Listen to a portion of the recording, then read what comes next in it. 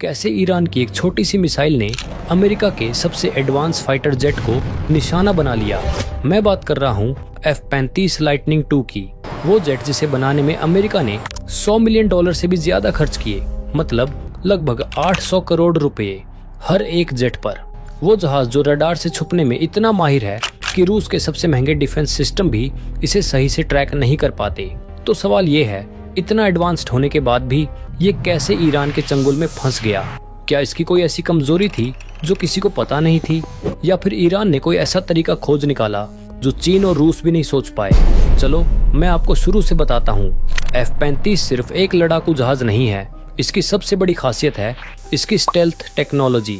इसकी body shape इस तरह बनाई गई है कि रडार सिग्नल्स इससे रिफ्लेक्ट होकर वापस ही नहीं जाते। यानी इसे डिजाइन ही इसीलिए किया गया था कि ये रडार की नजरों से बचकर दुश्मन के इलाके में घुसे, एयर स्ट्राइक करे और चुपचाप वापस आ जाए।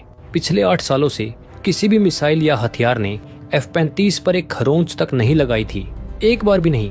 तो फिर अचानक क्या हुआ कि ईरान इसे ट्रैक कर पाया? असल में दुनिया भर की एयर डिफेंस सिस्टम आमतौर पर 2 तरीकों से किसी भी एयरक्राफ्ट को पकड़ती है। पहला, रडार टेक्नोलॉजी। ये वेव्स भेजता है और जब वो किसी चीज से टकरा कर वापस आती है तब पता चलता है कि वहाँ कुछ है। दूसरा, हीट डिटेक्शन, यानी गर्मी को पकड़ना। हर एयरक्राफ्ट का इंजन बहुत गर्मी छोड़ता है और कुछ सिस्टम उसी गर्मी को डिटेक्ट करते हैं। अब F-35 रडार को चकमा देने में तो एक्सपर्ट है, लेकिन पिक्चर अभी बाकी है मेरे दोस्त, क्योंकि असली कहानी यहीं से शुरू होती है। F-35 में प्रैट एंड विटनी F-135 नाम का एक सिंगल इंजन लगा है। ये दुनिया के सबसे पावरफुल फाइटर इंजन्स में से एक है। लेकिन भाई, जो चीज जितनी पावरफुल होगी वो उतनी ही ज्यादा गर्मी भी पैदा करेगी, और यही हीट F-35 की सबसे बड़ी कमजोरी बन गई।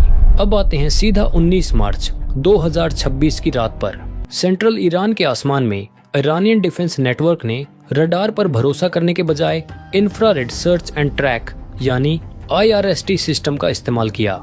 ये सिस्टम रडार की तरह सिग्नल नहीं भेजता, बल्कि चुपचाप आसमान में गर्मी के निशान ढूंढता है, और यहीं F-35 बुरी तरह जाल में फंस गया। IRST ने उसके इंजन से निकल रही भयंकर हीट को डिटेक्ट कर लिया। मजे की बात यह है कि ये सिस्टम खुद कोई सिग्नल नहीं छोड़ता, इसलिए F-35 के पायलट को भनक तक नहीं लगी कि उसे ट्रैक किया जा चुका है। अब बात करते हैं उस हथियार की जिसने बवाल मचा रखा है। कई रिपोर्ट्स दावा कर रही हैं कि इस अटैक में 358 मिसाइल, जिसे कुछ जगह SA-67 भी कहते हैं, का इस्तेमाल हुआ है। और ये हथियार सच में बहुत शातिर है। ये बाकी मिसाइलों की तरह सीधा हमला नहीं करती, बल्कि स्लो स्पीड पर अपने इलाके में मंडराती रहती है, और जैसे ही इसे किसी एयरक्राफ्ट की हीट मिलती है ये उस पर भूखे शेर की तरह टूट पड़ती है। सबसे खतरनाक बात तो ये है कि इसे ग्राउंड से भी गाइड किया जा सकता है। मतलब पहले जमीन पर बैठा सिस्टम जेट की हीट पकड़ेगा और फिर मिसाइल को उसी डायरेक्शन में भेज देगा। ना कोई रडार, ना कोई वार्निंग। लेकिन इसका मतलब ये नहीं कि F-35 ने हार मान ली थी। F-35 में एक बहुत ही गजब का सिस्टम लगा होता है जिसको DAS कहते हैं। इसमें 6 इंफ्रारेड कैमरों होते हैं जो पायलट को 360 डिग्री अवेयरनेस देते हैं।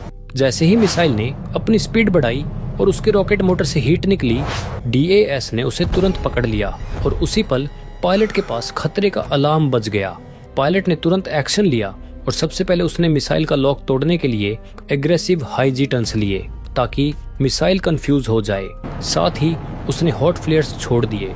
ये फ्लेयर्स बहुत तेज जलते हैं और जेट के इंजन से भी ज्यादा हीट पैदा करते हैं, ताकि मिसाइल की हीट सेंसर को लगे कि असली टारगेट जेट नहीं बल्कि वो चमकते हुए फ्लेयर्स हैं। लेकिन ये मिसाइल सीधा जेट से नहीं टकराती, बल्कि जब मिसाइल के सेंसर्स को लगे कि टारगेट उसके रेंज में है तो वो हवा में ही ब्लास्ट हो जाती है। और हुआ भी ऐसा ही। उस ब्लास्ट से निकलने वाली शॉकवेव और टुकड़े एयरक्राफ्ट को बुरी तरह डैमेज कर देते हैं। लेकिन फिर भी पायलट ने जेट को इमरजेंसी लैंडिंग तक पहुंचा भी दिया। ईरान ने यही दिखाया कि हमेशा अरबों डॉलर के रडार सिस्टम की जरूरत नहीं होती। कई बार स्मार्ट थिंकिंग, सही टेक्नोलॉजी का इस्तेमाल और दुश्मन की वीकनेस को समझना ही काफी होता है। क्या अब अमेरिका को अपनी स्ट्रेटेजी बदलनी पड़ेगी? अपनी राय नीचे कमेंट्स में जरूर बताना और हमारे चैनल को सब्सक्राइब करना ना भूलें। मैं मिलता हूं आपसे अगली वीडियो में। तब तक के लिए जय हिंद, जय भारत।